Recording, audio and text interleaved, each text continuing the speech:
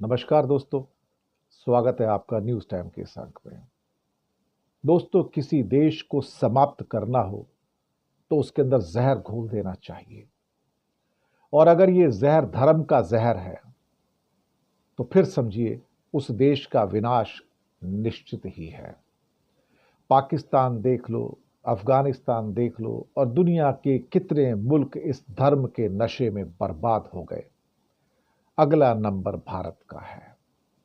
मुझे याद आते हैं वो शब्द, अब पता नहीं है, कई बार संशय होता है कि चर्चिल साहब ने कहा था या नहीं कहा था कि आप हिंदुस्तान की पूरी जो ये सत्ता है बूट लेगर्स के हाथ में, ठगों के हाथ में, मक्कारों के हाथ में, लुटेरों के हाथ में दे रहे हो। ये तो अपने देश को ही लूट कर खा जाएंगे। सच कहा था, अगर चर्चिल ने कहा था तो सच कहा था। हमें तो लूट लिया अपने ही लोगों ने, हमें परायों की जरूरत क्या है। पहले अंग्रेज लूटते थे, अब अपने लूटते हैं साहब। अब एक सर्वे आया है पहली बार हिंदुस्तान में, जो सबसे रिच आदमी होता है उसका सर्वे है। और ये कोटक कंपनी जो है, कोटक महिंद्रा वाले जो लोग हैं, 150 सबसे रिच लोगों से उन्होंने सर्वे किया। 150 सबसे रिच लोगों के बीच में सर्वे किया गया भारत में, और उनसे पूछा गया कि तुम क्या चाहते हो। तो चौंकाने वाला खुलासा सामने आता है कि 22% जो बहुत धनी व्यक्ति हैं, हजारों करोड़ के मालिक हैं, वो देश छोड़ देना चाहते हैं। देश छोड़ देना चाहते हैं।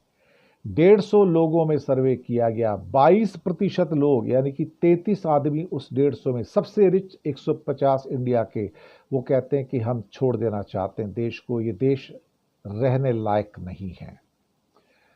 उनसे पूछा गया, अब ये तो नहीं कहा गया कि मोदी सरकार के अंदर हिंदुस्तान का जीवन नरक बन गया है, बल्कि ये कहा गया टालने के लिए कि हमारे ऊपर कोई कार्रवाई ना हो जाए। हम बच्चों के लिए बेहतर शिक्षा चाहते हैं, बेहतर जीवन शैली चाहते हैं, समस्याओं के समाधान चाहते हैं, कारोबार अच्छे ढंग से चले बाहर जाके, और कम टैक्स देना पड़े उसके ऊपर, और वहाँ पर जितनी भी किल्लतें हैं जो ब्यूरोक्रेसी काम नहीं करने देती है, तो वो भी सारा का सारा इसके अंदर शामिल है। एक आम नागरिक 2.5 लाख डॉलर हर साल देश से बाहर ले जा सकता है, लेकिन एक high net worth individual 10 lakh dollar यानी कि 8.5 करोड़ हर साल ले जा सकता है। जो आयु वर्ग है 35 और 40 वर्ष के जो लोग हैं वो देश छोड़ देना चाहते हैं। हर 150 में से 33 लोग, यानी कि जो टॉप 150 का जो सर्वे हुआ, तो उसमें 100 में से 22 और 150 में से 33 लोग भारत में नहीं रहना चाहते हैं। मतलब बिल्कुल साफ है कि उन्हें यहाँ सफोकेशन फील होता है, उन्हें लगता है कि हिंदुस्तान अब रहने लायक नहीं है। यहाँ पे चारों तरफ हिंदू मुस्लिम, मंदिर मस्जिद कब्रिस्तान शमशान, यही चलता रहता है। यहाँ के मुख्यमंत्रियों को कोई काम नहीं है, बाहर निकल के आएंगे और हिंदू मुसलमान की बात करते हैं। उनका नाम चाहे भागवत हो, मोहन यादव हो, या कोई और मुख्यमंत्री हो। जितने केंद्र के मंत्री निकलते हैं सुबह से लेकर शाम तक मंदिर मस्जिद और कब्रिस्तान की बात करते हैं। इनके पास और कोई मुद्दा नहीं। जब दुनिया तेजी से आगे पहुंच रही है, हम दलदल के अंदर फंसते जा रहे हैं। कहते हैं जब पाकिस्तान धर्म के नशे में बर्बाद हो गया, अफगानिस्तान धर्म के नशे में बर्बाद हो गया, तो अगला मुल्क जो इस धर्म के नशे में बर्बाद होगा वो हिंदुस्तान ही होगा। 2047 तक तो ये मुल्क नहीं चलेगा, क्योंकि जिस ढंग का यहाँ पर भगवा आतंकवाद इस टाइम छाया हुआ है, और ये भगवा आतंकवाद का नाम तो ब्रिटिश होम मिनिस्ट्री भी लेती है कि हिंदू राष्ट्रवादी आतंकवाद।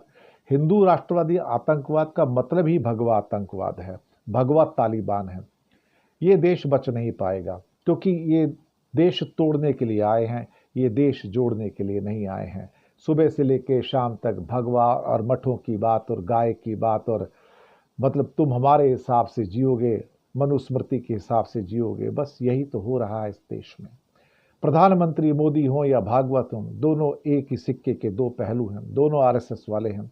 और मकसद ये कि देश को हिंदू राष्ट्र बनाना। देश तो हिंदू राष्ट्र नहीं बनेगा, लेकिन हाँ बर्बाद होने के कगार पर जरूर है। और हिंदुस्तान के अमीरों ने बिगुल बजा दिया कि भाई हम आपके देश में नहीं रहना चाहते, हमें बाहर जाने दो, हम बाहर जाएंगे, अपनी किस्मत, अपना मुस्तकबिल, अपना भविष्य अब बाहर जाके बनाएंगे। हिंदुस्तान में कोई भविष्य नहीं है। यहाँ चारों तरफ धर्म का जहर है, जहर है और जहर है। शुक्रिया।